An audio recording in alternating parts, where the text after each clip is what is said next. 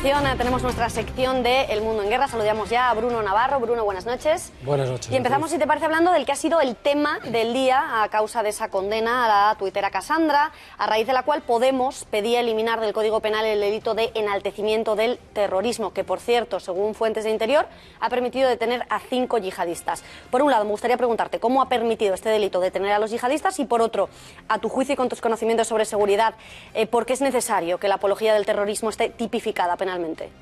Fundamentalmente es necesaria porque el no hacerlo induciría, es decir, el enaltecimiento del terrorismo, la apología del terrorismo, lo que hace es inducir a otros a realizar este tipo de delitos. Luego hay que cortarlo por lo sano. Esto es lo más importante. También porque el enaltecimiento del terrorismo suele estar ligado a la figura del reivindicador. Si no estuviera condenado, cualquier acto terrorista podría ser reivindicado indirectamente por el grupo terrorista, pero no por el grupo terrorista, por cualquiera que lo estuviera enalteciendo.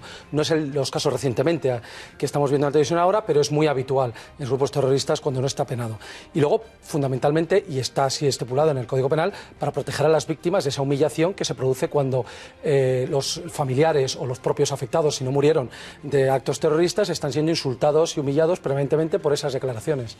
Esta es la razón. Y luego la detención de yihadistas que hablabas, estamos hablando de 5 yihadistas desde 2015, en 2 años solamente 5, y son pocos porque en realidad hablamos de condenados. Detenidos ha habido 37 por este motivo. ¿Y por qué? ¿Porque se les hace seguimiento en las redes sociales, entiendo? Correcto, se les hace seguimiento en redes sociales o simplemente, más en ocasiones son suficientemente tontos o poco inteligentes para hacerlo de forma muy explícita. En uno de esos 5 casos llevó además a la detención, fue el hilo conductor de la detención de todo un comando que pretendía atentar. El último de los detenidos ha sido en febrero, pero claro, sentencias tendremos más adelante, no sabemos si absolverá o no. Es muy típico absolverles porque cuando la policía detecta estas apologías del terrorismo, lo que hace es detener lo más antes posible para evitar la comisión de un delito, con lo cual hay pocas pruebas de terrorismo y al final suelen ser puestos en libertad, pero ahí hay 5 condenados. Pero bueno, el caso es que no pueden evitar celebrar en las redes sociales, ¿no?, lo que les gusta y que al final es enaltecer el terrorismo. Además, hoy hemos conocido, Bruno, el perfil del yihadista en España.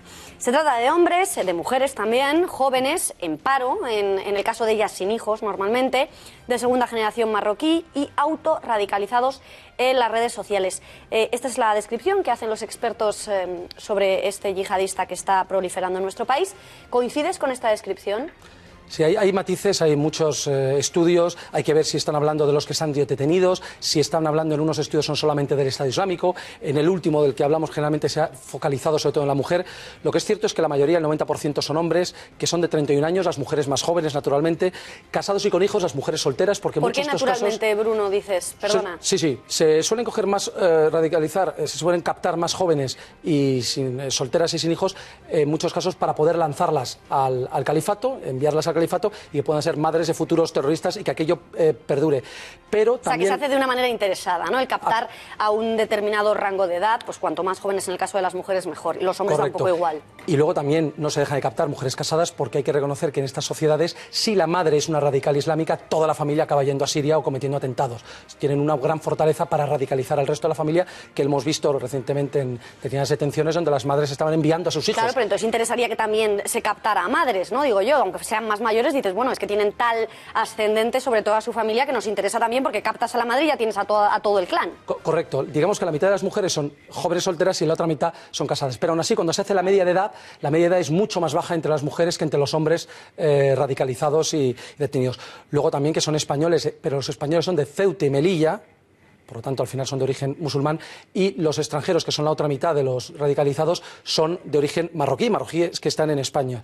Suelen tener pocos estudios, pero las mujeres suelen tener bastantes más estudios que los hombres en las radicales islámicas, están más cultivadas, son naturalmente musulmanes de origen, hay pocos conversos. Los conversos suelen ser más peligrosos en este sentido, hay una mayor proporción de conversos radicalizados que de musulmanes de origen, y las motivaciones son, en España por lo menos, fundamentalmente religiosas a la hora de radicalizarse y cometer atentados. Y luego hablabas de autorradicalizarse en las redes sociales, es tan fácil, o sea, tú te metes en Facebook, en Twitter, está al alcance de cualquiera, porque digo yo que eso, la policía de alguna manera cerrará estas páginas, o cómo hacen para acceder tan fácilmente a estos contenidos yihadistas. Generalmente los captadores lo que hacen es observar tienen unas páginas que aparentemente no son demasiado islamistas, lanzan pequeños mensajes, pequeñas notas que en sí no son delictivas y esperan las respuestas. Cuando hay determinadas respuestas, inputs que llegan de determinados jóvenes, realmente jóvenes, son cuando ellos responden por otros canales más privados para intentar captarles y atraerles. Pero hay que conocer que el lobo solitario en España... De eso quería hablar. Nos iba a hablar de la diferencia entre lobos solitarios y terroristas organizados. ¿Cuándo se puede hablar de uno? Yo por lo menos tengo un poco de confusión. ¿Cuándo se puede hablar de uno y cuándo se puede hablar de otro? Esto enlazaría con lo que hemos dicho antes en el tema de la radicalización. La radicalización se hace offline, es decir, fuera de línea. Yo no me meto a internet, es algo presencial. Un radicalizador, hablo con él de alguna forma. Y online, que puede ser también con alguien o con contenidos que haya por internet, lo haría online. En España, la radicalización es mixta, offline. Es muy raro que alguien pero muy raro que alguien se realice solo por internet. Suele ser ambas cosas, por internet, pero al final hay algo físico, un contacto físico.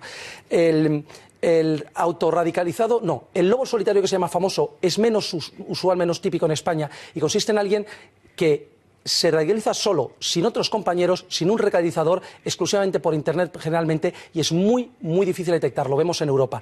Mientras que el organizado sigue directrices con células organizados, con varias personas, con material, logística, apoyo, etcétera, y una dirección generalmente desde Siria u otros países.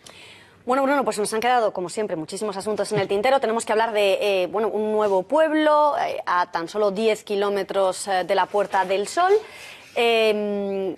Se habla del nuevo Molenbeek. Yo no sé si esto es exagerado. Tenemos un minuto.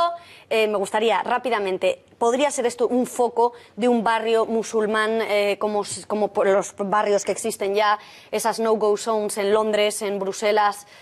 ¿Existiría esa posibilidad? O sea, ¿tenemos que vigilar las fuerzas de seguridad del Estado? ¿Tendrían que estar vigilantes ante este barrio? Lógicamente, y lo hacen.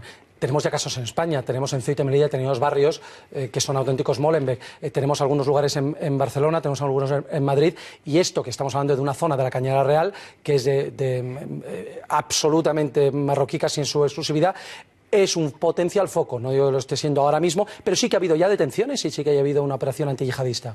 Pues ha quedado clarísimo, Bruno. Lo ampliaremos en futuros reportajes. Estaremos muy pendientes de ese barrio que está proliferando a pocos kilómetros de Madrid. Les decimos adiós. Ya lo saben, tienen una cita esta noche con el gato al agua, un gato al agua especial. Antes, tiempos modernos. Gracias por nada. Nosotros volvemos mañana. Que pasen un buen jueves.